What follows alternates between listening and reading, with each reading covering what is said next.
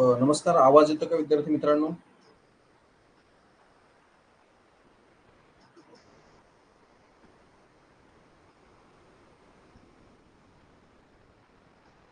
नमस्कार. आवाज येतो का विद्यार्थी मित्रांनो? जरा कमेंट बॉक्स मध्ये कमेंट करा. आवाज येत आहे का?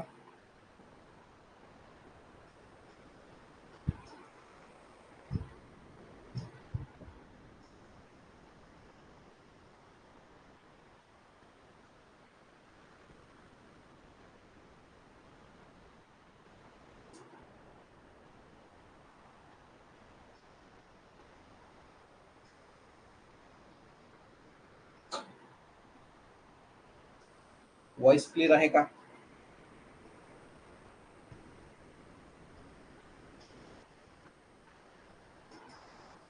व्हॉइस क्लिअर आहे Chinmay sir? Yes, okay, clear आहे. तर सुरुवात करूया आपण आजच्या या लेक्चरला. आजच्या सेशन मध्ये आपण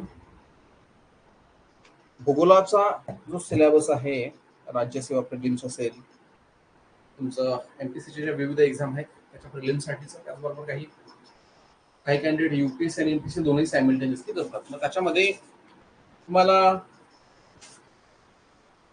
भूगोलाचा अभ्यास करत असताना बऱ्याचशा विविध गोष्टी ज्या आहेत त्या माहिती असणं गरजेचं आहे. एनसीआरटीचा बेस तुमचा चांगला स्ट्रॉंग असणं गरजेचं आहे.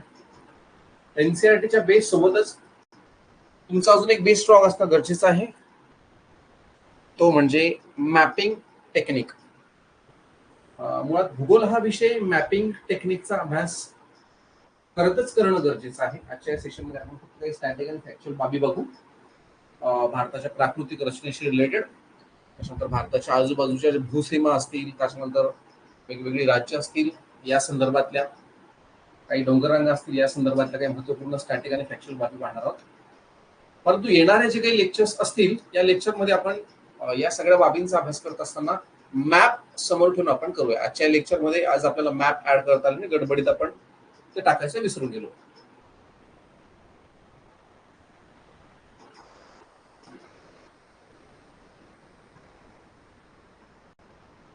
ओके, चेहरा आता क्लिअर दिसतोय? व्हॉइस क्लिअर आहे? चेहरा ऑडिबल आणि व्हिजिबल आहे का?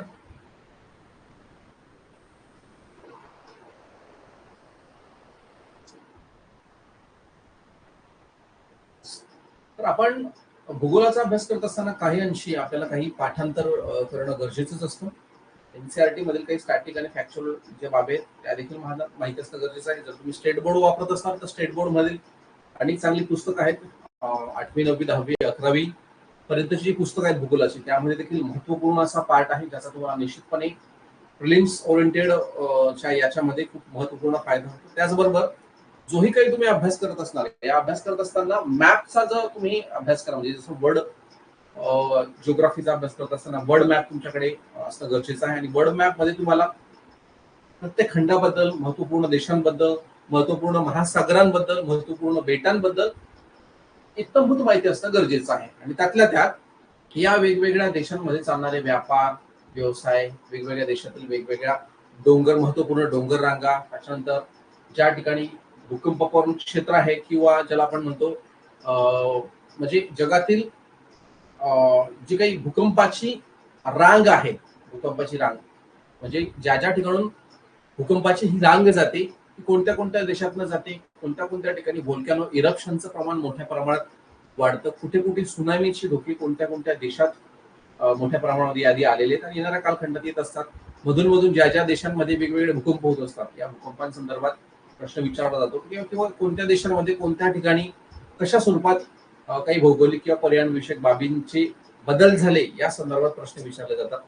त्यानंतर भूगोलाचा अभ्यास करत असताना जे काही विशिष्ट बेटा आहेत, विशिष्ट प्राणी आहेत, त्याच्यानंतर काही कॉन्ट्रोवर्शियल बेटा असतात किंवा काही युद्धजन्य परिस्थिती निर्माण होत असतात किंवा असे काही आंतरराष्ट्रीय पातळीवरती असे प्रोजेक्ट राबवले जात असतात की जे चर्चेत असतात.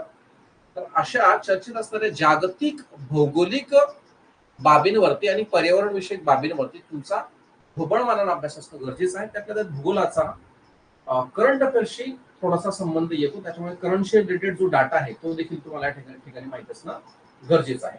हा झाला जागतिक भूगोलासंदर्भातला पाठ. आणि तो करत असताना तुम्हाला मॅपिंग टेक्निकचा अभ्यास देखील असणं गरजेचं आहे. आणि फक्त तुम्ही वाचन करत असताना तर ते फायदेशीर नाही, तर तुम्हाला मॅपचा अभ्यास करून सगळ्या गोष्टी समजून घेणं गरजेचं आहे. जगातील वेगवेगळे डोंगर रांगांपासून तर वेगवेगळ्या वाळवंटांपासून, त्याच्यानंतर वेगवेगळ्या विंड्स असतील, समुद्रातील असो किंवा हवामानातील जे काही वारे असतील, चक्रीवादळ असतील, याचा अभ्यास असणं गरजेचं आहे. वेगवेगळी वनसंपदा असेल जगातली मोठी, त्या संदर्भात माहिती असणं गरजेचं आहे. अशा वेगवेगळ्या ढोबळमानाने बाबी जर आपला अभ्यासामध्ये माहिती असलं तर त्याचा निश्चितपणे तुम्हाला परीक्षेमध्ये फायदा होतो. आता ज्यावेळेस आपण भारताच्या भूगोलाचा अभ्यास करतो त्यावेळेस हे तसंच आहे सेम, की तुम्हाला भारताच्या भौगोलिक बाबींचा अभ्यास असणं गरजेचं आहे. पूर्व, पश्चिम, उत्तर, दक्षिण, त्याच्यानंतर भारताची जी महत्वपूर्ण बेट आहे, भारताची महत्वपूर्ण समुद्र किनारे असतील, त्याच्यानंतर भारताचे जे पठारी प्रदेश आहे, भारतातील डोंगर रांगा, भारतातील नद्या असतील, अशा वेगवेगळ्या भौगोलिक बाबींचा, त्याच्यानंतर स्थानाशी संबंधित अशा वेगवेगळ्या बाबींचा, मान्सूनशी संबंधित, हवामानाशी संबंधित अशा वेगवेगळ्या बाबींचा ढोबळमानानं आपल्याला अभ्यास असणं गरजेचं आहे. त्यावेळेस आपल्याला या सगळ्या बाबी हळूहळू समजायला सोपं जातं. तर त्याच अनुषंगानं थोडासा विचार करू आजच्या सेशनमध्ये आपण काही महत्वपूर्ण बाबी डिस्कस करणार आहोत. काही म्हणण्यापेक्षा आपण असं म्हणूया की सुरुवातीला जो फॅक्च्युअल पार्ट आहे, जो पाठ करण्याचा किंवा लक्षात ठेवण्यासारखा पार्ट आहे, तो आपण बघूया. नंतर मग जे काही चॅप्टर्स आपले कन्सेप्च्युअल चालू होतील ते आपण पाहू. आजच्या लेक्चरमध्ये खरं तर मॅप असणंच गरजेचं होतं, परंतु आपण गडबडीमध्ये मॅप टाकायचं विसरून गेलो. खरं तर हे कालचं लेक्चर होतं आणि त्या कालच्या पीपीटी बनल्या होत्या. काल लाईट नसल्यामुळे थोडासा प्रॉब्लेम आला आणि आपलं लेक्चर कॅन्सल करावं लागलं. तर आजच्या लेक्चरमध्ये आपण सुरुवात करूया या लेक्चरला. देश, आपल्या शेजारी जे देश आहेत, जवळपास आपल्या शेजारी एकूण 7 देश आहे. या 7 देशांना लागून असणाऱ्या भारतातील एकूण 17 राज्यांच्या सीमा आहेत. या 17 राज्यांच्या सीमांबद्दल तुम्हाला वेगवेगळ्या ठिकाणी प्रश्न विचारले जातात. ते सर्वाधिक कोणत्या राज्याला कोणत्या देशाच्या सीमा लागलेल्या आहेत, किंवा सर्वाधिक सीमा कोणत्या देशाच्या कोणत्या राज्यांना लागलेल्या आहेत, किंवा एका राज्याला जास्तीत जास्त काही देशांच्या सीमा आहेत. तर या सगळ्या बाबी आपण या ठिकाणी अभ्यासणार आहोत. तर सुरुवात करूया. पहिला जो देश आहे आपला बांगलादेश. बांगलादेशचा जर आपण विचार केला तर बांगलादेशला भारतातील जवळपास किती राज्यांच्या सीमा लागतात? तर बांगलादेशला पश्चिम बंगालची सीमा लागते, बांगलादेशला आसामची सीमा लागते, मेघालयची सीमा लागते, त्रिपुराची लागते आणि मिझोरमची लागते. आपण इथे जर विचार केला तर पश्चिम बंगालच्या बाजूलाच बांगलादेश आहे, हे तर काही सांगायची गरज नाही, त्यामुळे पश्चिम बंगाल लक्षात ठेवायची गरज नाही. परंतु आपण जर नैऋत्येकडील राज्यांचा विचार करतो त्याच्यामध्ये आसाम, मेघालय, मिझोरम आणि त्रिपुरा. आता इथे मणिपूर नाहीये, तर इथे तुम्हाला पर्यायामध्ये मणिपूर सुद्धा दिलं जाऊ शकतं. आणि तुम्हाला विचारलं जाऊ शकतं की खालीलपैकी बांगलादेश या देशाला भारतातील कोणकोणत्या राज्यांच्या सीमा लागून आहेत. तर त्यावेळेस आपलं कन्फ्युजन होतं आणि एका पर्यायामध्ये आपल्याला पश्चिम बंगाल, आसाम, मेघालय, त्रिपुरा, मिझोरम दिलं जाणार. पण इथे दुसऱ्या पर्यायात आपल्याला पश्चिम बंगाल, आसाम, मेघालय, मणिपूर आणि त्रिपुरा दिले जाणार. तिसऱ्या पर्यायामध्ये आपल्याला पश्चिम बंगाल, आसाम, मेघालय, त्रिपुराच्या जागी दुसरं कुठलं तरी टाकलं जाईल, किंवा मेघालयच्या जागी तिकडच कुठलं तरी एखादं राज्य टाकलं जाईल. असं कुठेतरी तुम्हाला रिव्हिजन जर तुमचं कमी पडलं तर तुम्हाला असे 1-2 असे काही देश टाकले जातात, राज्य टाकले जातील की ते तुम्हाला कळणार नाही, किंवा त्याच्यात तुमचे प्रश्न चुकायचे चान्सेस थोडेसे जास्त राहतील. मग त्या अँगलवर थोडासा विचार करून इथे आपल्याला या सगळ्या बाबी माहिती असणं गरजेचं आहे, किंवा पाठच असणं गरजेचं आहे. जर समजा या सगळ्या बाबी तुमच्या पाठ असल्या तर तुम्हाला थोडस उत्तर जे आहे तुम्ही इझिली जाऊ शकतात. आणि जर समजा मॅप बघून जर तुम्ही गेलात की बांगलादेश जो आहे, या बांगलादेशातील बांगलादेशाला आपल्या कोणत्या कोणत्या राज्यांच्या सीमा लागून आहे, एकदा तुम्ही मॅपवर जर त्याचा स्टडी केला असेल तर निश्चितपणे त्याचा बेनिफिट होतो. इथे आपण हे सेशन घेतलं जरी तरी सुद्धा पुन्हा एकदा उद्याच्या दिवशी आपण थोडासा मॅप बघून किंवा याच्यानंतर जे सेशन्स असतील त्याच्यामध्ये आपण शक्यतो मॅप जो आहे तो वापरण्याचा प्रयत्न करू. तर बांगलादेश जो आहे, या बांगलादेशला जवळपास किती राज्य लागतात, किती राज्यांच्या सीमा लागतात? तर 5 राज्यांच्या सीमा लागतात. आणि सर्वाधिक जो प्रदेश आहे, म्हणजे भारतातील सर्वाधिक सीमा जी आहे, सर्वाधिक सीमा लागणारा जो देश आहे तो बांगलादेश. आपल्याला असं वाटेल की चीन असेल किंवा पाकिस्तान असेल, तर मुळात बांगलादेश हा जो देश आहे याची सर्वात जास्त सीमा आपल्या देशाला लागून आहे. आणि सर्वाधिक सीमा म्हणजे किती? तर एकूण 27% सीमा जी आहे, 27% भूप्रदेश जो आहे तो भारताचा बांगलादेश या देशाच्या सीमेला लागून आहे. त्याच्यामुळे सर्वाधिक सीमा जास्त जर विचारलं तर भारताची सर्वाधिक सीमा कोणत्या देशाला लागून होते? चीन, पाकिस्तान, बांगलादेश, नेपाळ असं पर्याय टाकलं तर तुम्ही आधी काय लिहायचं? बांगलादेश. बांगलाला जास्तीत जास्त राज्यांच्या सीमा लागलेल्या आहेत. त्याच्यात 5 राज्य इथे आपण पाहिली. त्यानंतर आपण दुसऱ्या देशाकडे जर वळलो तर बांगलादेश नंतर चीन हा असा देश आहे, या देशाच्या सर्वाधिक सीमा ज्या आहेत त्या भारताला लागलेल्या. चीनचा जर विचार केला तर बांगलादेश नंतर दुसऱ्या क्रमांकाचा असा देश आहे की ज्याची जवळपास 22% सीमा जी आहे, जवळपास 22% सीमा ही भारताला लागून आहे. तर भारतातील जवळपास 5 राज्य असे आहेत की ज्यांची सीमा चीनला लागून आहे. आता जम्मू काश्मीर जर विचार केला तर जम्मू काश्मीरची सीमा चीनला लागून आहे. त्यानंतर हिमाचल प्रदेशचा आपण विचार केला, तुम्ही शिमला, कुलू मनाली, नैनिताल वगैरे फिरायला जात असतात, ऑब्विसली सीमा हिमाचल प्रदेशची देखील सीमा चायनाला लागून आहे. त्याच्यानंतर हिमाचल प्रदेशच्या शेजारीच राज्य महत्वपूर्ण ते म्हणजे उत्तराखंड.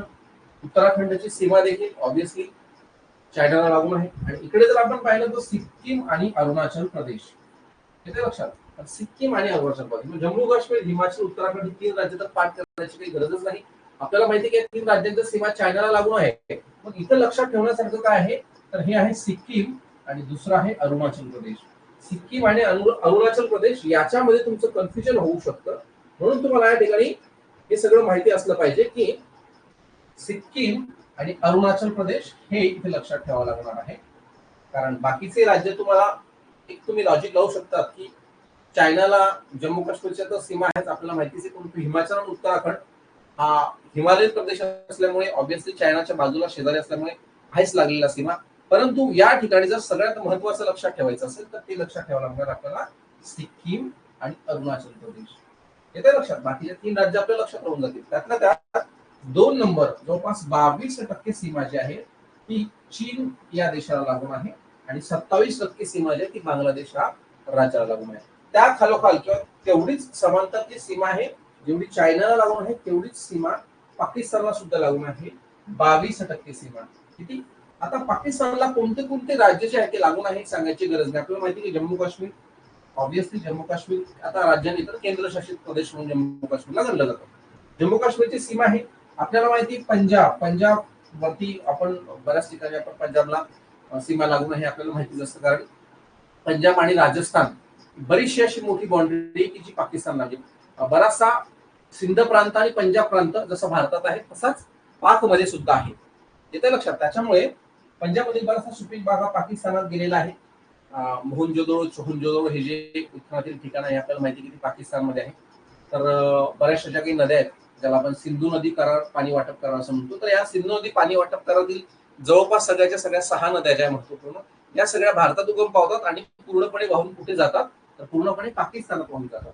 तर पंजाब या राज्याची सीमा देखील लागून आहे. राजस्थानची लागून आहे. तुम्ही राजस्थानची सीमा लागून आहे याच्या संदर्भातला सनी देओलचा सिनेमा पाहिला असेल बॉर्डर, तर तिथे आपल्याला माहिती आहे लोंगेवाला पोस्ट वगैरे याचा आपण संदर्भ घेतला असेल. ज्यावेळेस युद्ध झालं होतं त्यावेळेस रेतीमध्ये म्हणजेच राजस्थानच्या या वाळवंटात कशा पद्धतीने युद्ध झालं होतं आपल्याला माहिती आहे. त्यानंतर जर आपण संदर्भ घेतला गुजरातचा तर गुजरात या राज्याला देखील पाकिस्तानची सीमा लागून आहे हे देखील आपल्याला माहिती आहे. त्यामुळे एक राज्य, दुसरं राज्य, तिसरं राज्य आणि चौथं राज्य असे 4 एकूण राज्य आहेत. या 4 राज्यांच्या सीमा या पाकिस्तानला लागून आहेत, येते लक्षात, समजतंय. आणि त्यामुळे जवळपास 22% किती 22% या सीमा ज्या आहेत या पाकिस्तानच्या भारतीय राज्यांना लागून आहे. ठीक आहे, सॉरी भारताची 22% सीमा जी ती पाकिस्तानला लागून आहे. तर नेपाळचा जर आपण संदर्भ घेतला तर 4था क्रमांक लागतो नेपाळचा. नेपाळचा जर आपण संदर्भ घेतला जवळपास 14% भारताची सीमा ही नेपाळला लागून आहे एकूण भूसीमेपैकी. तर याच्यामध्ये नेपाळला उत्तराखंड याची देखील सीमा लागून आहे. त्याच्यानंतर नेपाळला उत्तर प्रदेश याची देखील सीमा लागून आहे. नेपाळला बिहारची देखील सीमा लागून आहे. आता उत्तराखंड, उत्तर प्रदेश आणि बिहार हे शेजारी शेजारी राज्य असल्यामुळे ऑब्विसली यांच्या सीमा लागून आहे काही सांगायची गरज नाही. त्यानंतर जर आपण पाहिलं पश्चिम बंगाल हे 4थं राज्य आहे आणि 5वं राज्य आहे सिक्कीम. अशा पद्धतीने उत्तराखंड, उत्तर प्रदेश, बिहार, पश्चिम बंगाल आणि सिक्कीम या 5 राज्यांच्या सीमा जवळपास नेपाळ या राष्ट्राला लागून आहे. नेपाळ राष्ट्रापासून आपल्याला काही फारसा धोका नाही, कारण नेपाळमधील अनेक जी काही जनता आहे किंवा अनेक जी अशी लोक आहेत की जी भारतामध्ये काय करतात, भारतामध्ये व्यापार व्यवसाय किंवा नोकरीनिमित्त येताना दिसून येतात. त्याच्यामुळे नेपाळ या देशाच्या भारताला सीमा जरी लागलेल्या असल्या तरी भारताचं आणि नेपाळचं काही फारसं एवढं धोकेदायक असं काही नाही. परंतु चीन असेल, बांगलादेश असेल, पाकिस्तान असेल, म्यानमार मधनं रोहिंग्यांचं स्थलांतर होतं. त्याच्यामुळे असे अनेक देश आहे की ज्या देशातनं मायग्रेशन होऊन मोठ्या प्रमाणामध्ये, त्याचबरोबर चीन आणि पाकिस्तान मधून मोठ्या प्रमाणामध्ये घुसखोरी होण्याची शक्यता नेहमी असते आणि त्यातल्या पाकिस्तानमध्ये जास्त प्रमाणात घुसखोरी होते आणि आतंकवादी ज्या गतिविधी आहेत त्या मोठ्या प्रमाणात इथे घडताना दिसून येतात. त्यामुळे या सीमांचं संरक्षण करण्यासाठी जवळपास अर्ध्याच्या वरती सैन्य भारताच्या त्याच भागात जास्त आपल्याला दिसून येतं. ठीक आहे. पुढे जर आपण पाहिलं तर म्यानमार हा देश आहे ज्याला 10.4% सीमा एकूण सीमेपैकी लागलेली आहे आणि म्यानमारला अरुणाचल प्रदेश, नागालँड, मणिपूर आणि मिझोरम अशा 4 राज्यांच्या सीमा लागून आहे. आता इथे म्यानमार जर आपण पाहिला तर निश्चितपणे आपल्याला इथे दिसतंय की नैऋत्येकडील हे सर्व महत्वपूर्ण राज्य आहे. या सर्व महत्वपूर्ण राज्यांच्या सीमा लागलेल्या. आपण उद्याच्या दिवशी मॅपिंग टेक्निकचा अभ्यास करताना मॅपच्या माध्यमातून इथे चर्चा करू.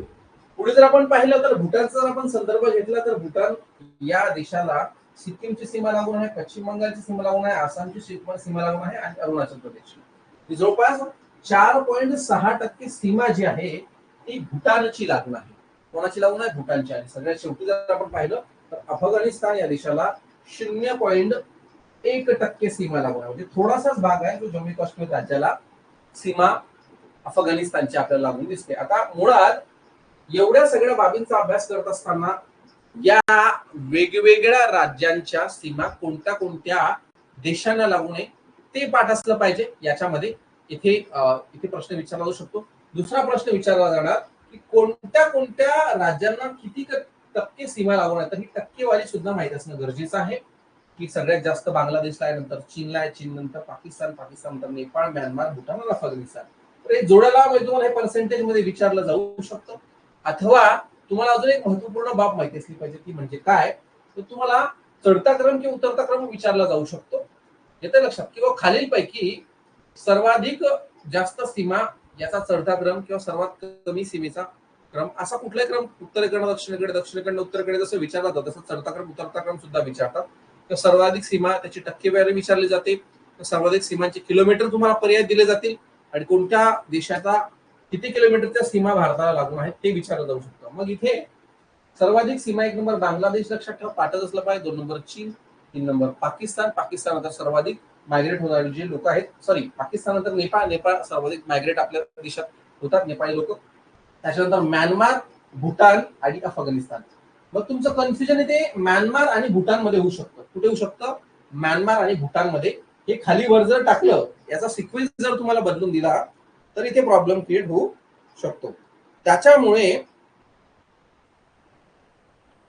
ते प्रॉब्लेम क्रिएट होऊ शकतो. एकच मिनिट.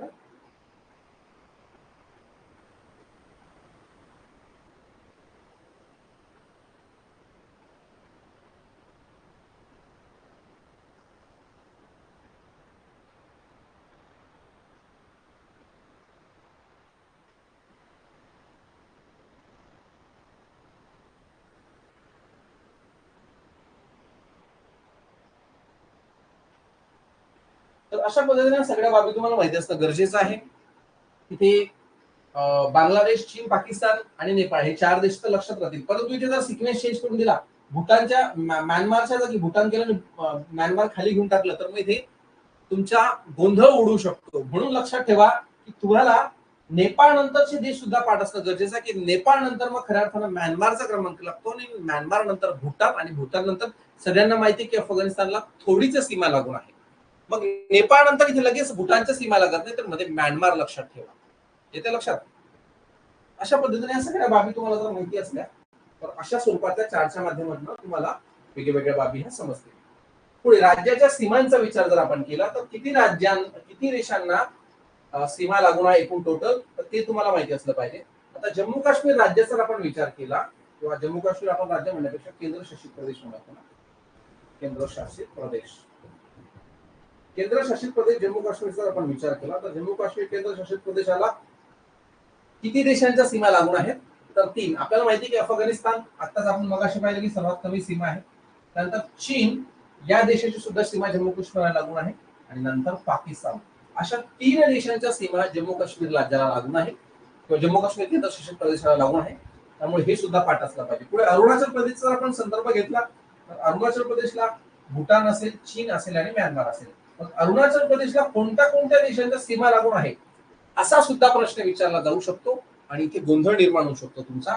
आणि इथे भूटान, चीन, म्यानमारच्या ऐवजी भूटान, चीन आणि बांगलादेश दिलं जाऊ शकतं किंवा भूटान, चीन आणि दुसरा नेपाळ देश दिला जाऊ शकतो किंवा भूटान, चीन आणि बांगलादेश असं दिलं जाऊ शकतं. अरुणाचल प्रदेश या राज्याचा ज्यावेळेस संदर्भ येतो त्यावेळेस तुम्हाला म्यानमार लक्षात ठेवायचा आहे, चीन लक्षात ठेवायचं आहे आणि भूटान लक्षात ठेवायचं. अरुणाचल प्रदेश, भूटान, चीन आणि म्यानमार याच्या ट्रिक्स टेक्निक्स कशाही पाठ करा, कोणत्याही पद्धतीने लक्षात ठेवा, पण असंच लक्षात ठेवणं गरजेचं आहे. पुढे सिक्कीम या राज्याचा जर आपण संदर्भ घेतला तर सिक्कीम म्हटलं की आपल्याला माहिती आहे चीनचा ऑब्व्हियसली संदर्भ येतोच, नेपाळचाही येतो, परंतु इथे गोंधळ निर्माण होऊ शकतो. म्हणून पुन्हा एकदा नेपाळ, चीन आणि भूटान या 3 देशांच्या सीमा या सिक्कीम राज्याला लागून आहे. इथे आकडा पुन्हा एकदा आहे 3, इथे सुद्धा 3, इथे सुद्धा 3, 3 देशांच्या सीमा लागून आहे. परंतु त्या सिक्वेन्स मध्ये थोडासा बदल करून तुम्हाला प्रश्न चुकवला जाऊ शकतो. म्हणून लक्षात ठेवा, सिक्कीम राज्याचा संदर्भ घेतला तर चीन, नेपाळ, भूटान. खालीलपैकी योग्य जोड्या ओळखा किंवा खालीलपैकी अयोग्य जोडी ओळखा अशा स्वरूपाचा प्रश्न विचारला जाऊ शकतो आणि त्यामध्ये तुम्हाला योग्य अयोग्य ओळखताना इथे तुमचा गोंधळ निर्माण होऊ शकतो. म्हणून हे सुद्धा तुमचं पाठ असणं गरजेचं की ज्यावेळेस सिक्कीमचा संदर्भ येणार त्यावेळेस चीन, नेपाळ आणि भूटान हे तुमचं पाठ असणं गरजेचंच आहे. पुढच्या मुद्द्याकडे वळूया, पश्चिम बंगाल. पश्चिम बंगाल हा राज्य जर आपण पाहिला तर पश्चिम बंगालला नेपाळ या देशाची सीमा लागून आहे. ऑब्व्हियसली पश्चिम बंगालचे नेपाळ आहे, त्याच्यानंतर भूटान सुद्धा आणि पश्चिम बंगाल म्हणजे म्हटलं म्हणजे बांगला म्हणजे बांगलादेश. तर या 3 देशांच्या सीमा पश्चिम बंगाल या राज्याला लागून असल्यामुळे इथे सुद्धा 3चा आकडा आहे. परंतु कोणत्या राज्याला कोणत्या देशांच्या सीमा लागून आहे हे तुमचं पाठच असणं गरजेचं आहे. पाठ करण्यासाठी तुम्हाला लक्षात ठेवण्यासाठी तुम्हाला मॅपिंग टेक्निकचा अभ्यास करावा लागणार आहे. तुम्ही मॅपच्या माध्यमातून जर अभ्यास करण्याचा प्रयत्न केला तर निश्चितपणे तुम्हाला त्याचा फायदा हा होऊ शकतो. पुढे जर आपण विचार केला तर मिझोरम, मिझोरमचा ज्यावेळेस आपण संदर्भ घेतो त्यावेळेस मिझोरम जे आहे ते म्यानमार असेल, बांगलादेश असेल अशा 2 देशांच्या सीमा मिझोरम राज्याला लागून आहेत. आणि लास्ट मध्ये आहे आसाम, तर आसामचा ज्यावेळेस संदर्भ घेतो आपण तर आसाम बांगलादेश शेजारी आहे, त्यातल्या त्यात भूटान हा देखील देश आहे. त्या 2 देशांच्या सीमा या आसाम राज्याला लागून आहे. तर मग हा जो चार्ट आहे हा तुमचा पाठ असला पाहिजे किंवा या चार्ट वरती नेहमी तुमची नजर तुमची असणं गरजेचं आहे. आता हे पुन्हा पुन्हा जर तुम्ही रिवाइज केलं तरच लक्षात राहू शकतं. जर तुम्ही म्हटलं की हे एकदा केलं आणि त्याच्यानंतर काही फारशी करायची गरज नाही तर तसं पॉसिबल होत नाही. तुम्हाला ते पुन्हा पुन्हा रिपिटेशन्स जे आहेत ते लागतातच, तर त्याच वेळेस तुमच्या ते लक्षात राहू शकतं. अशा पद्धतीनं हा देखील एक चार्ट आहे, महत्वपूर्ण असा चार्ट आहे ज्यावरती तुम्हाला प्रश्न कुठल्या ना कुठल्या अँगलने विचारला जाऊ शकतो. पुढे बघूया, शेजारी देशातील सर्वाधिक सीमा असणारी भारतातील राज्य. आता आपण मगाशीच पाहिलं की बांगलादेश, आता बांगलादेश या देशाचा संदर्भ जर घेतला आपण तर किती किलोमीटरची सीमा लागून आहे किंवा पाकिस्तानची, अफगाणिस्तानची, कोणत्या कोणत्या देशांच्या किती किती किलोमीटरच्या सीमा लागून आहे अशा स्वरूपाचा सुद्धा तुम्हाला प्रश्न डेफिनेटली विचारला जाऊ शकतो. म्हणून इथे ढोबळ मानाने किलोमीटर माहित असला पाहिजे, पुन्हा ऍज इट इज आकडा पाठ असला पाहिजे असं नाही. तर सर्वाधिक जास्त सीमा बांगलादेशची लागून आहे, त्याच्यानंतर मग चीनची लागून आहे, त्याच्यानंतर चीन नंतर मग कोणता देश आहे, नेपाळ आहे का, भूतान आहे का, म्यानमार आहे, हे सगळं तुम्हाला माहिती असेल तर मग तिथे सुद्धा तुमचा सिक्वेन्स जो आहे जोड्या लावामध्ये चुकत नाही. एकच मिनिट फक्त.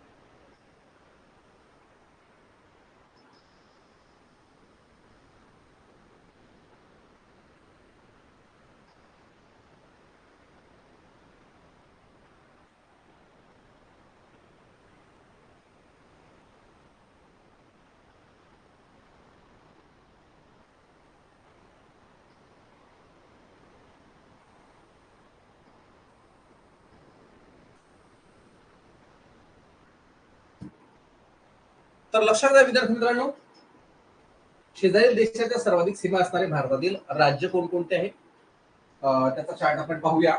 तर आपण बांगलादेश या देशाचा संदर्भ जर घेतला तर पश्चिम बंगाल, कोणता राज्य? पश्चिम बंगाल. पश्चिम बंगाल या राज्याला सर्वाधिक सीमा लागून आहे 2217 किलोमीटरची. बांगलादेशची सीमा पश्चिम बंगाल लागून आहे 2217 किलोमीटरची. याच्यावरून आपल्याला अंदाज येईल इतक्या साऱ्या सीमेचं संरक्षण करायचं असेल तर किती मोठ्या प्रमाणात सोल्जर लागू शकतात, किती मोठ्या प्रमाणात सैन्य लागू शकतं. परंतु बांगलादेश या देशासोबत आपलं काही फारसं चिघळलेलं नाहीये किंवा आपले काही बांगलादेशासोबत आधीपासूनची पारंपरिक वाद आहे असं अजिबात नाही. आपले वाद जे आहे, आपले शत्रू म्हणूया आपण, याच्याशी आपले सीमा वाद असतात. तर त्यातल्या त्यात पाकिस्तान आहे आणि चीनचा आपण संदर्भ घेतला तर चीनशी आपले व्यापारी संबंध आधीपासून असल्यामुळे फारसे क्लासेस होताना दिसून येत नाही. जरी समजा चीन कुरापता करत असला तरी भारताचा जर आपण संदर्भ घेतला तर भारत देश हा जगातील सर्वाधिक जास्त लोकसंख्या असणारा देश असल्यामुळे भारताचं चीनशी पटतं आणि चीनही भारताशी पटवून घेतो, कारण इथे व्यापार विषयक संबंधांचा इथे संदर्भ येतो. म्हणून शक्यतो जास्त क्लासेस होण्याचे चान्सेस इथे असतात. तर बांगलादेश या देशाला पश्चिम बंगालची सर्वाधिक सीमा लागून आहे 2217 किलोमीटरची. त्यानंतर जर आपण चीन देशाचा संदर्भ घेतला तर चीन देशाला जम्मू काश्मीरची सीमा लागून आहे 1594, म्हणजे जवळपास 1600 किलोमीटरच्या आसपास, 1600 किलोमीटरच्या आसपास अप्रॉक्स एवढी सीमा लागून आहे. पुढे आपण जर संदर्भ घेतला पाकिस्तानचा, तर पाकिस्तानला जम्मू काश्मीरची सीमा लागून आहे 1222 किलोमीटर. ही देखील सर्वात मोठी सीमा आहे आणि त्यामुळे इथे मोठमोठ्या समस्या उद्भवताना आपल्याला दिसून येतात. पुढे जर आपण संदर्भ घेतला नेपाळ देशाचा, तर नेपाळ देशाला उत्तर प्रदेशची सीमा लागून आहे 651 किलोमीटरची. किती? 651 किलोमीटर. परंतु नेपाळ आपलं मित्र राष्ट्र असल्यामुळे इथे काही शक्यतो आपल्याला फारसं सैन्य वगैरे लागतंच असं अजिबात नाही. त्यातल्या त्यात कुठल्या प्रकारच्या सीमा ज्या आहेत त्या अशा फेन्सिंग केलेल्या बॉर्डर नाही, तर तिथे कोणीही तिकडे जाऊ शकतं, तिकडची लोक इकडे येऊ शकतात. अशा पद्धतीने नेपाळ जो देश आहे त्याच्यातही म्हणजे असं काही फारसं वेगळं नाहीये. तर समस्या पुन्हा एकदा आपण जर विचार केला म्यानमार, तर म्यानमारला अरुणाचल प्रदेश या राज्याची सीमा 520 किलोमीटरच्या आसपास लागून आहे. पुढे जर आपण भूटानचा संदर्भ घेतला तर भूटानला जवळपास आसामची 267 किलोमीटर लांबीची सीमा लागून आहे. आणि अफगाणिस्तान याचा ज्यावेळेस आपण संदर्भ येतो जम्मू काश्मीरचा, तर जम्मू काश्मीर या राज्याची 106 किलोमीटर, किती? 160, काही ठिकाणी 54 किलोमीटर आहे, परंतु 106 किलोमीटरच्या आसपास ही सीमा जी आहे अफगाणिस्तान या देशासोबत भारताची लागून आहे. म्हणजे आपल्याला इथे अफगाणिस्तान या देशापासून कुठल्याही प्रकारचा धोका नाही. आपल्याला इथे म्यानमार या देशापासून कुठल्याही प्रकारचा धोका नाही. परंतु म्यानमार मधलं रोहिंग्या नावाची मुस्लिम जमात, याचं मायग्रेशन आपल्या देशात फारसं नेहमी होताना दिसतं आणि त्यामुळे यांच्या स्थलांतरामुळे त्यांचा एक बोजा आपल्या भारतीय काय म्हणूया आपण संसाधनांवरती पडताना दिसून येतो. दिल्लीला रोहिंग्यांच्या वेगवेगळ्या काय म्हणूया आपण त्या ठिकाणी रोहिंग्यांसाठी झोपडपट्ट्या अनेक होताना दिसून येतात. तर रोहिंग्यांच्या मोठ्या प्रमाणात मायग्रेशन भारतात होतं. पाकिस्तान अफगाणिस्तान सोबत आपले चांगले रिलेशन आहे, म्यानमार सोबत काही फारसा मोठा इश्यू नाही, त्यामुळे इथे देखील काही समस्या विचार करण्याची गरज नाही आपल्याला. पुढे जर आपण संदर्भ घेतला तर भूतान हा देश देखील, या देशाच्या सीमा संरक्षित करणं हे देखील आपल्यासाठी काही फारसं अवघड नाही. परंतु नेपाळ, भूतान या देशांचा सीमांचं संरक्षण ITBP आणि SSB करतो, त्यामागचं कारण, किंवा आसाम रायफल्स करतो त्यामागचं कारण चायना एखाद्या वेळेस या भूभागावरती कब्जा करू शकतो. येणाऱ्या कालखंडामध्ये प्रॉब्लेम क्रिएट होऊ शकतात. त्यासाठी नेपाळ, भूतान आणि चीन या म्हणजे या देशांच्या ज्या सीमा ज्या ज्या ठिकाणावर त्या ठिकाणी सैन्य दिसतं आपल्याला. परंतु अदरवाईज बाकीच्या ठिकाणी नेपाळ असेल, नेपाळच्या इथे पण काही फारसं हे नाहीये. नेपाळ असेल, म्यानमार असेल, अफगाणिस्तान असेल या देशांच्या आणि त्यातल्या बांगलादेश इथे मात्र काही फारसं सैन्य असलंच पाहिजे असं काही नाहीये. तर हा देखील एक चार्ट आहे. हा चार्ट सुद्धा तुम्हाला इथे विचारला जाऊ शकतो. पुढे जर आपण पाहिलं तर उत्तर प्रदेश या राज्याची सीमा भारतातील अन्य सर्वाधिक जास्त राज्यांना लागून आहे. एकूण असे किती राज्य आहे ज्या राज्यांना सर्वाधिक जास्त सीमा कोणत्या राज्याची लागून आहे? तर ते केवळ आणि केवळ उत्तर प्रदेश. आता उत्तर प्रदेश या राज्याला उत्तराखंडची सीमा लागून आहे, हिमाचलची सीमा लागून आहे, हरियाणाची सीमा लागून आहे, राजस्थानची सीमा लागून आहे, मध्य प्रदेशची सीमा लागून आहे, छत्तीसगडची सीमा लागून आहे, झारखंडची सीमा लागून आहे, बिहारची सीमा लागून आहे आणि दिल्ली या केंद्रशासित प्रदेशाची सुद्धा सीमा लागून आहे. उत्तर प्रदेश असं एक राज्य आहे की ज्या राज्याला सर्वाधिक जास्त राज्यांच्या सीमा म्हणजे जवळपास 8 राज्य आहेत. या 8 राज्यांच्या जवळपास 8 राज्य आणि 1 केंद्रशासित प्रदेश, 8 राज्य आणि 1 केंद्रशासित प्रदेश याच्या सीमा या ठिकाणी लागून आहेत. त्यामुळे उत्तर प्रदेशला कोणत्या कोणत्या किंवा सर्वाधिक किती राज्यांच्या आणि केंद्रशासित प्रदेशांच्या सीमा लागून याचा प्रश्न विचारला जाऊ शकतो. तर चुकता कामा नये, हे सुद्धा माहिती असणं गरजेचं आहे. पुढे भारताच्या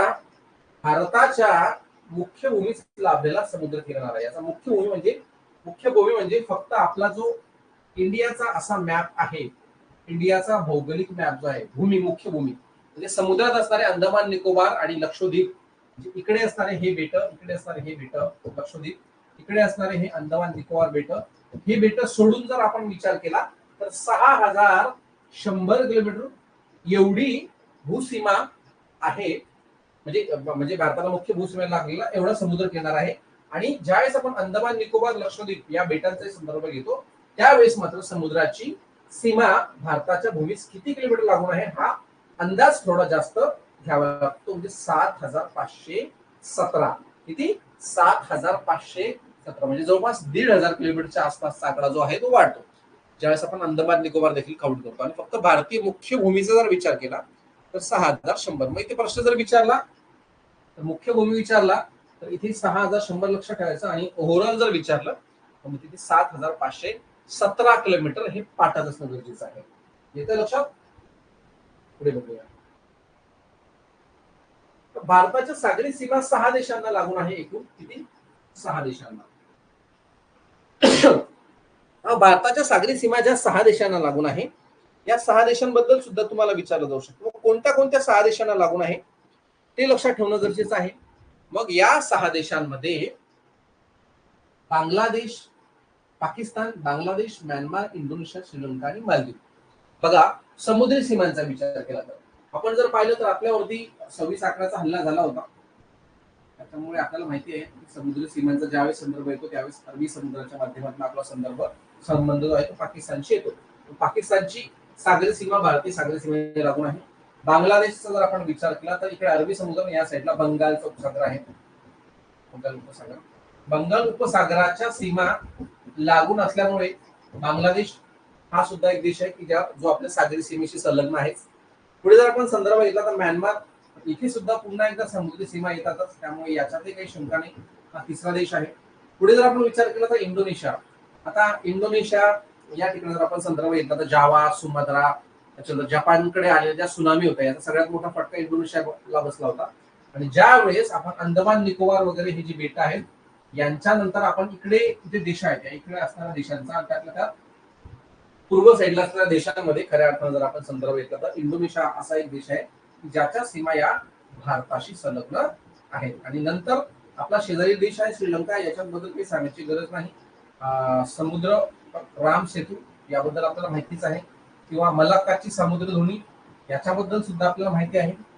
मलाक्काची समुद्रधुनी, त्यामुळे श्रीलंका हा जो देश आहे हा देखील भारताला समुद्री सीमा लाभलेला एक महत्वपूर्ण देश आहे. पुढे जर आपण संदर्भ घेतला तर शेवटचा देश म्हणजे मालदीव. मालदीव जर आपण विचार केला तर मालदीव हा जो देश आहे या ठिकाणी सर्वात जास्त पर्यटनासाठी भारतीय लोक जात असतात, सर्वात जास्त पर्यटनासाठी. त्याच्यामुळे मालदीव सुद्धा अत्यंत महत्वाचा आहे. इथे 4 देश लक्षात आपल्याला राहतील पण 2 देशांमध्ये कन्फ्युजन होऊ शकतं, म्हणून इंडोनेशिया आणि मालदीव पाठ करा. आपल्याला माहिती आहे की पाकिस्तानशी संदर्भ आपला येतोच सीमेचा समुद्राशी, बांगलादेशशी येतोच, म्यानमारशी येतो, श्रीलंकेशी येतो. फक्त इथे नवीन तुम्हाला इंडोनेशिया आणि मालदीव तुमच्या लक्षात राहणार नाही. त्याच्यासाठी या 4 देशांच्या व्यतिरिक्त जे 2 देश आहे म्हणजे एकूण 6 देश, या 6 देशांमध्ये 2 याला स्टार्ट करून ठेवा जे तुम्ही विसरू शकता. म्हणून मालदीव आणि इंडोनेशिया हे 2 असे देश आहेत ज्या देशांना आपल्या समुद्री सीमा लागून आहे. आणि एकूण 6 देश आहेत, 6 कंट्री आहेत. या 6 कंट्रीजला आपला भारताच्या समुद्र किनारा जो आहे तो संलग्न आहे. पुढे जर आपण संदर्भ घेतला तर 3 देशांना भारताची भूसीमा सुद्धा लागून आहे आणि भूसीमेसोबत समुद्री सीमा सुद्धा लागून आहे, सागरी सीमा सुद्धा लागून आहे. कोणता देश आहे तर आपण पाकिस्तानचा संदर्भ घेतला तर पाकिस्तानचा राजस्थान असेल, जम्मू काश्मीर असेल, त्याच्यानंतर पंजाब असेल, या राज्यांना ऑलरेडी सीमा लागून आहे, त्यातल्या त्यात समुद्री सीमा जी आहे ती देखील लागून आहे. बांगलादेशचा जर संदर्भ घेतला तर बांगलादेशच्या बऱ्याचशा आपल्या राज्यांना भूसीमा लागून आहे, त्यातल्या त्यात समुद्र मार्गे जर आपण विचार केला तर समुद्री सीमा सुद्धा लागून आहे. म्यानमारचा आपण संदर्भ घेतला तर जमिनीवर सुद्धा आपला त्यांच्या सीमा लागून आहेत आणि समुद्रात सुद्धा भूसीमा ज्या आहेत त्या संलग्न आहेत. तर एकूण 3 देश असे आहेत की ज्यांना भारताची भूसीमा ही सागरी सुद्धा आणि भूसीमा सुद्धा लागून आहे. भूसीमा आणि सागरी सीमा दोन्ही लागून आहेत. अशा पद्धतीनं हे 2 महत्वपूर्ण चार्ट आहे हे सुद्धा लक्षात ठेवणं गरजेचं आहे. पुन्हा पुन्हा पाठ करणं गरजेचं आहे, त्यावेळेस तुम्ही विसरू शकणार नाही. आता मॅप आपण टाकायचं विसरलो, मी पुन्हा पुन्हा म्हणतोय, कारण मॅप अत्यंत महत्वाचा होता आजच्या सेशनमध्ये, परंतु मॅप आपल्याला गडबडीत घेता नाही आला, तर आपण पुन्हा उद्याच्या दिवशी जे लेक्चर घेऊ त्याच्यामध्ये आपण मॅपचा विचार करू. आता कर्कवृत्त भारताच्या मध्यातून जर आपण विचार केला तर 8 राज्यातून कर्कवृत्त जातं. भारताच्या मध्यातून साधारणतः 8 राज्यातून कर्कवृत्त जातं. तर कोणत्या कोणत्या 8 राज्यांमधून हे कर्कवृत्त जातं हे तुम्हाला माहिती असणं गरजेचं आहे. आता ह्या मुळात हे थोडं खाली झालं, इथे मॅप काढला नाही, आपण एक अंदाज घेण्यासाठी सांगतोय फक्त. तर एकूण 8 अशी राज्य आहेत, 8 राज्यांमधनं भारतात कर्कवृत्त जातात. ते तुमचे पाठ असले पाहिजे. तर मॅप जर इथे असता तर तुम्हाला थोडं सोपं गेलं असतं.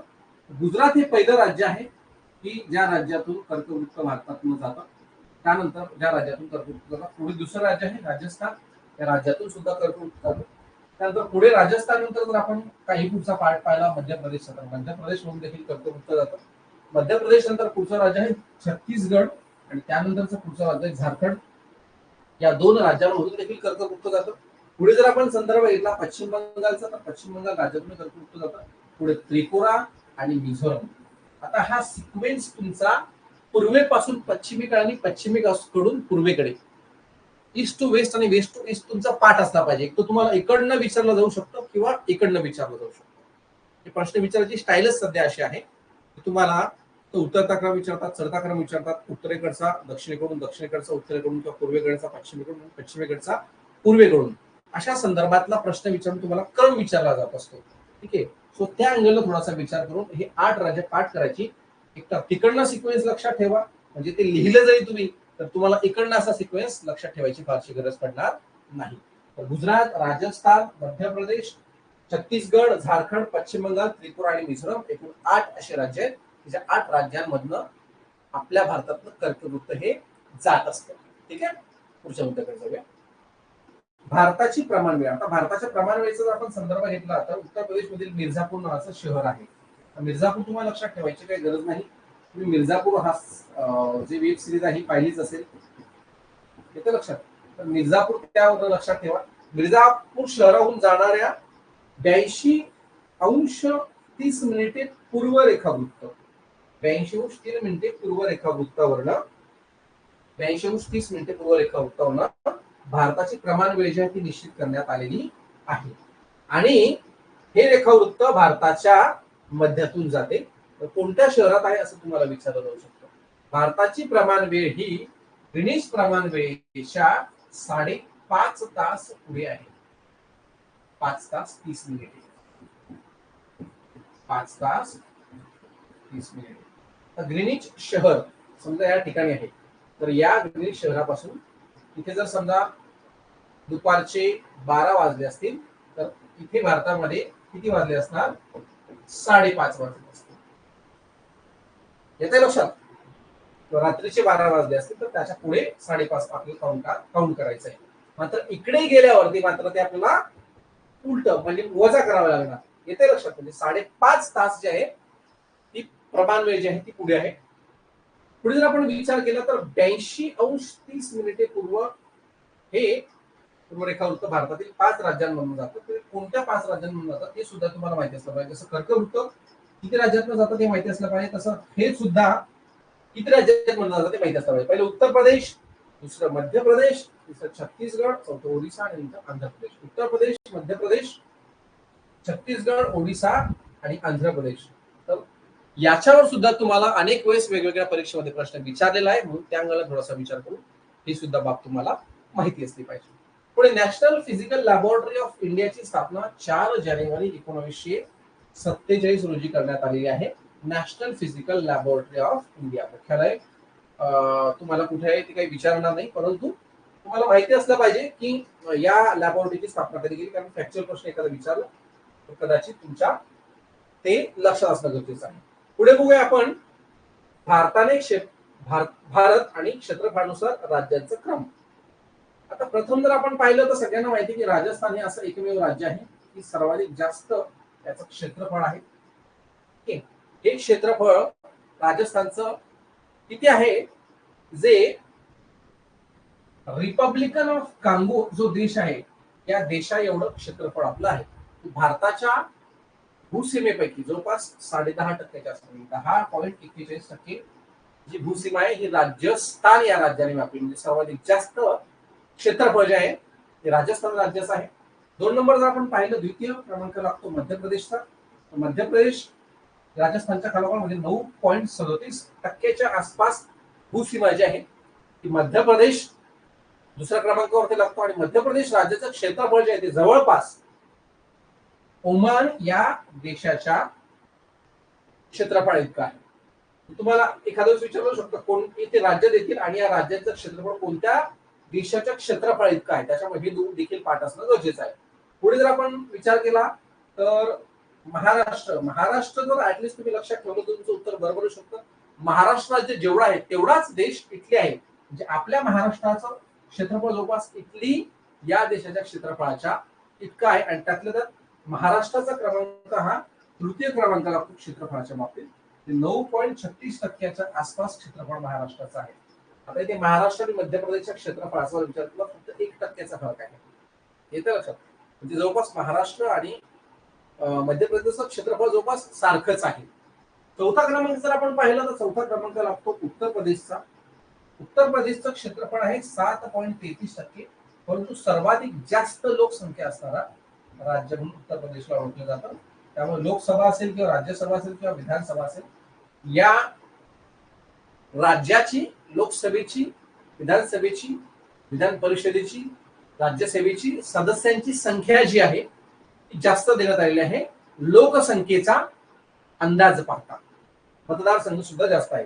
5वा क्रमांक लागतो जम्मू काश्मीरचा. जम्मू काश्मीर भारतातील 5व्या क्रमांकाचं सर्वात मोठं स्टेट आहे, जे रुमानिया नावाचा देश आहे. या रुमानिया नावाच्या देशाचं क्षेत्रफळ आहे. उत्तर प्रदेश या राज्याचा विचार केला तर युनायटेड किंगडम म्हणजे युके, उत्तर प्रदेशचं क्षेत्रफळ युनायटेड किंगडम या देशा इतकं आहे. आणि महाराष्ट्राचं क्षेत्रफळ इटली या देशा इतकं आहे. त्याच्यानंतर मध्य प्रदेशचं क्षेत्रफळ ओमान इतकं आहे. आणि राजस्थानचं क्षेत्रफळ रिपब्लिकन ऑफ काँगो या देशा इतकं आहे.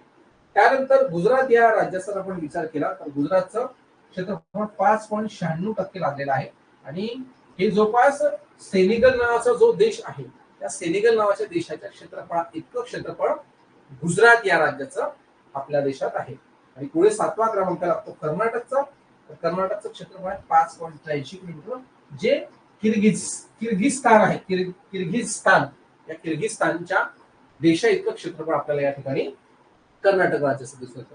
सिक्वेन्स पाठ करायचा असेल तर पहिलं राज्य राजस्थान, दुसरं मध्य प्रदेश, तिसरं महाराष्ट्र, चौथं उत्तर प्रदेश, 5वं जम्मू काश्मीर, 6वं गुजरात आणि 7वं कर्नाटक.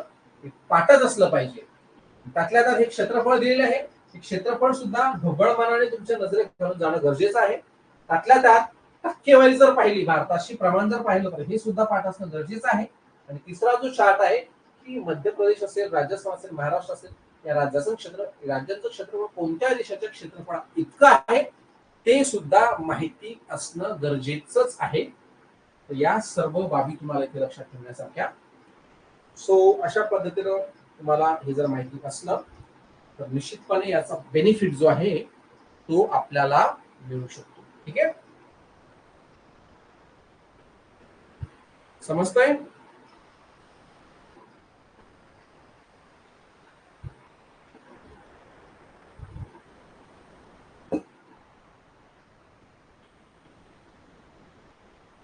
चला पुढे. उत्तरेकडील पर्वतीय प्रदेश ज्याला आपण हिमालयीन पर्वत रांगा असं म्हणतो.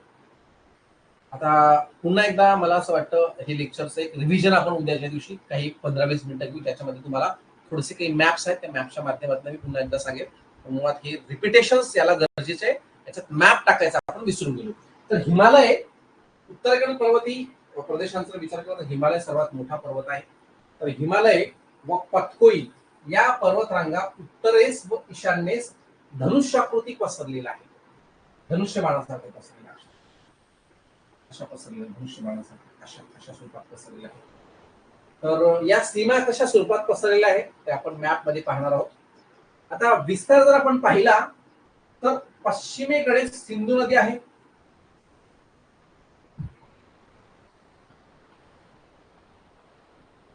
पश्चिमेकडे सिंधू नदी आहे. सिंधू नदीपासून ते पूर्वेकडे ब्रह्मपुत्रा नदीपर्यंत इतक्या मोठ्या प्रमाणामध्ये आपल्याला हिमालयाचा विस्तार दिसतो. त्यातल्या त्यात पाकिस्तानची पूर्व सीमा ते म्यानमारची पश्चिम सीमा, पाकिस्तानची पूर्व सीमा ते म्यानमारच्या पश्चिम सीमेपर्यंत ढोबळमानाने आपल्याला एवढा जो हिमालय आहे तो व्यापलेला दिसून येतो. त्याच्यानंतर ताझाकिस्तान देशातील पामीरचं पठार आहे. म्हणजे आपल्या भारताच्या जम्मू काश्मीरच्या राज्याच्या वरती डोक्यावरती पामीर नॉट म्हणजे गाठ असं म्हणतो. म्हणजे ज्या पामीरच्या पठारापासून सगळ्या वेगवेगळ्या देशांमध्ये जाणाऱ्या ज्याही काही मोठमोठ्या डोंगर रांगा आहेत, मग हिमालय असो किंवा ज्याही काराकोरम असो, ज्याही काही मोठ्या मोठ्या डोंगर रांगा, हिंदुकुश पर्वत असेल, तिबेटकडे जाणारे डोंगर असतील, खालीकडे अफगाणिस्तान वगैरे पाकिस्तान वगैरे या साईडला जाणाऱ्या डोंगर रांगा असतील, तर सगळ्या डोंगररांगा खऱ्या अर्थानं पामीर नॉट म्हणतो आपण त्याला, पामीरचा पठार म्हणतो. या पामीरच्या पठारापासून अशा वेगवेगळ्या डोंगररांगा ज्या आहेत वेगवेगळ्या दिशेने इथे सुरू होताना आपल्याला दिसून येतात. अशा पद्धतीने पामीर नॉट जे आहे ते आपल्याला इथे माहिती असणं गरजेचं आहे. उद्याच्या दिवशी आपण मॅप मध्ये ते पाहणार आहोत. फक्त आता फॅक्च्युअल ज्या बाबी आहेत तेवढं तुम्ही लक्षात ठेवा. पुढे जर आपण पाहिलं तर हिमालयाच्या भारतातील विस्ताराचा जर आपण संदर्भ घेतला तर जम्मू काश्मीर पासून पूर्वेकडे अरुणाचल प्रदेश पर्यंत आपल्याला इथे जो आहे विस्तार दिसतो. पुढे लांबी जर आपण पाहिली तर सुमारे 2400 किलोमीटरच्या आसपास लांबी आहे. आणि रुंदीचा जर विचार केला तर 150 ते 400 किलोमीटर. म्हणजे अशा ज्यावेळेस तुम्हाला रांगा डोंगर रांगा दिसतील तर यांची लांबी जर आपण पाहिली तर 2400, परंतु यांची रुंदी सुद्धा आहे. म्हणजे या डोंगर रांगा अशा मोठ्या मोठ्या डोंगर रांगा अशा सुद्धा आहेत ज्यांची रुंदी आपल्याला साधारणतः 150 ते 400 किलोमीटरच्या आसपास दिसून येते. म्हणजे छोट्या छोट्या डोंगर रांगाने एक 8-8, 10-10 किलोमीटर अंतरला डोंगर संपला तर त्याची रुंदीच मुळात मोठमोठी फार. आणि त्यामुळे भारतातील अनेक राज्य या हिमालय पर्वताच्या पायथ्याशी किंवा हिमालय पर्वतावरती वसलेले दिसून येतात. म्हणून अत्यंत महत्वपूर्ण भूमिका हिमालयाची आपल्या देशाच्या सीमांमध्ये दिसून येते. त्यातल्या त्यात आपल्या देशाच्या सीमांवरती हिमालयाचं महत्व अजून एका मुद्द्याशी रिलेट करतं. ते म्हणजे काय, आपल्या देशाचं जे हवामान आहे या हवामानावरती मोठ्या प्रमाणात हिमालयाचा इम्पॅक्ट पडतो. त्यानंतर हिमालय जर नसता तर आपला देश जो आहे तो एकतर मोठ्या प्रमाणात बर्फाच्छादित राहिला असता किंवा उत्तरेकडून येणारे जे शीत वारे आहेत, सायबेरियन वारे असतील किंवा उत्तरेकडून येणारे थंड वारे असतील, या थंड वाऱ्या जे आहेत त्यांना नॅचरल भिंतही हिमालयाच्या माध्यमातून दिसून येते. आणि हिमालयाच्या माध्यमातून असल्यामुळे तिथे बर्फ जो आहे तो अडवला जातो, थंड वारे जे आहे ते अडवले जातात आणि भारताचं वातावरण हे त्यामुळे पूर्णपणे थंड नाही आहे. परंतु उत्तरेकडील जे काही राज्य आहेत त्यांचं वातावरण थंड आहे. तिथे हिमालयामध्ये मोठ्या प्रमाणात बर्फाच्छादित प्रदेश आपल्याला दिसून येतो. आणि जर समजा हिमालय नसता तर खाली पूर्ण मान्सूनचं स्ट्रक्चरच पूर्ण बदललं असतं. आपल्या देशाचं हवामानाचं स्ट्रक्चर बदललं असतं. आपल्या देशात एकतर वाळवंट राहिला असता, काय म्हणतो आपण त्याला, बर्फाच्छादित प्रदेश राहिला असता आणि काही भाग जो आहे तो वाळवंटाचा राहिला असता. परंतु हिमालयामध्ये मोठ्या प्रमाणामध्ये हिमालय डोंगररांगांमुळे थंड वारे शीत वाऱ्यांपासून संरक्षण होतं. आणि त्यातल्या त्यात हिमालयामध्ये मोठ्या प्रमाणामध्ये मान्सून आल्यामुळे हिमालयातून वाहून येणाऱ्या नद्या ज्या आहेत या नद्यांमुळे भारताचा पूर्ण प्रदेश जो आहे तो आपल्याला सुपीक झालेला दिसून येतो. म्हणजे ढोबळमान जर आपण विचार केला तर हिमालयाचं आपल्या देशाच्या हवामान विषयक बाबींवरती, कृषी विषयक बाबींवरती मोठ्या प्रमाणात मान्सूनवरती इम्पॅक्ट जो आहे तो पडताना दिसून येतो. हिमालय जर नसता तर मात्र चित्र हे वेगळं राहिलं असतं. म्हणून नेहमीच असं म्हटलं जातं की अरे मित्रा, तू माझ्या पाठीशी हिमालयासारखा उभा राहिला. हिमालयाचं काय काम आहे, हिमालयाचं काम आपल्या देशाला चांगल्या नद्या देणं आणि नद्यांमधून वाहून येणारी सुपीक माती देणं आणि त्याच्यानंतर आपल्या देशाला चांगल्या प्रकारचा मान्सून देणं आणि आपल्या देशाला हिमालयामुळे मोठ्या प्रमाणात थंड शीत वाऱ्यांपासून संरक्षण करणं, जी एक मोठी संरक्षक भिंत म्हणून हिमालयाला पाहता येते. आणि अशा पद्धतीने एक महत्वपूर्ण भूमिका हिमालयाची आपल्या देशामध्ये आहे, म्हणून नेहमी हिमालयाचं एक्झाम्पल हे दिलं जात असतं. तर 2400 किलोमीटरच्या आसपास काय म्हणा आपण लांबी आणि रुंदीचा संदर्भ जर आपण घेतला तर रुंदी 150 ते 400 सॉरी 150 ते 400 किलोमीटरच्या आसपास रुंदी अनेक ठिकाणी आपल्याला दिसून येते. पुढे बघू आपण हिमालय हा अर्वाचीन पर्वत आहे, ज्याला आपण घडीचा पर्वत असं म्हणतो. तर भूगर्भीय शास्त्रीय सर्वात तरुण पर्वत म्हटलं जातं. कारण तरुण पर्वत का म्हणतात? हिमालयाची उंची ही दिवसेंदिवस वाढतच आहे, याच्यामध्ये नेहमीच बदल होताना दिसून येत आहे. त्यामुळे हिमालय या पर्वताला काय म्हटलं जातं? तरुण पर्वत असं म्हटलं जातं. त्यातल्या त्यात याला वली पर्वत देखील म्हटलं जातं. वली पर्वत म्हणजे काय? घड्याचा पर्वत, घड्यांपासून बनलेला पर्वत. पुढे हिमालय हा जगातील सर्वात उंच भूस्वरूप उठावाचा प्रदेश आहे. जगातील सर्वात लांबी आणि रुंदी, सॉरी लांबी नाही म्हणल्या, लांबीच्या बाबतीत अनेक अशी पर्वत आहेत जे अमेरिकेत सुद्धा आहे. उंचीच्या बाबतीत जर आपण संदर्भ घेतला तर सर्वात जास्त उंच शिखर K2 असेल, एव्हरेस्ट असेल, यासारखी महत्वपूर्ण शिखर जे आहे, ही शिखर आपल्याला कुठे दिसून येतात? हिमालयन डोंगर रांगांमध्ये दिसून येतात. ठीक आहे. पुढे बघूया आपण हिमालयाची निर्मिती अंदाजे जवळपास 60 कोटी वर्षापूर्वी. किती? 60 कोटी वर्षापूर्वी अस्तित्वात आलं असेल. आता तुम्हाला माहिती असेल तेहतीसा समुद्र. आता तेहतीसा समुद्र जो आहे, तेहतीसा समुद्राच्या उत्तरेकडील अंगारा आणि दक्षिणेकडील गोंडवाना, इथे उत्तर आहे बरं का, उत्तरेकडील अंगारा पर्वत आणि दक्षिणेकडील गोंडवाना भूमी, या भूमींच्या दरम्यान वाहणाऱ्या ज्या नद्या होत्या, या नद्यांच्या गाळाने तेहतीसा समुद्र जो आहे तो पूर्णपणे भरल्या गेला. मोठ्या ज्या नद्या होत्या, या नद्यांच्या वाहण्यामुळे पूर्णपणे हा तेहतीसा समुद्र भरला गेला आणि भूपृष्ठीय क्षितिज समांतर हालचालींमुळे मोठ्या प्रमाणात दाब पडून तो गाळ मोठ्या प्रमाणात उंचवला आणि यातूनच हिमालय या अर्वाचीन वली पर्वताची निर्मिती झाली. म्हणजे तेहतीसा समुद्रामध्ये मोठ्या वाहून येणाऱ्या या ज्या नद्या होत्या, ज्या दक्षिणेकडून आणि उत्तरेकडून वाहून येणाऱ्या नद्या होत्या, या नद्यांच्या गाळामुळे तेहतीसा समुद्र जो आहे त्याच्यामध्ये गाळ साचून तेहतीसा समुद्र याच्यामध्ये क्षितिज समांतर हालचालींमुळे दाब पडला आणि दाब पडल्यामुळे तो भाग उंचावला गेला आणि त्या भागाच्या माध्यमातून हिमालयाची निर्मिती झालेली आपल्याला दिसून येते. लक्षात येतंय? पुढे बघूया. आता सतत चालू असणाऱ्या भू अंतर्गत हालचालींमुळे हिमालयाची उंची आजही वाढताना आपल्याला दिसून येते.